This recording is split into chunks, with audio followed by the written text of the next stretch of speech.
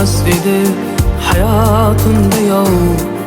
Onamdek bo'lsaydi odamlar, onamdek bo'lsaydi odamlar.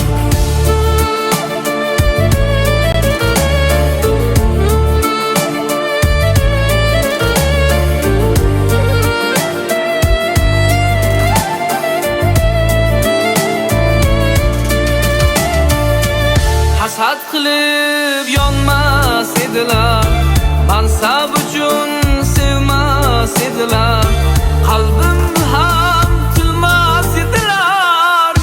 Onamdek bo'lsaydi odamlar, onamdek bo'lsaydi odamlar.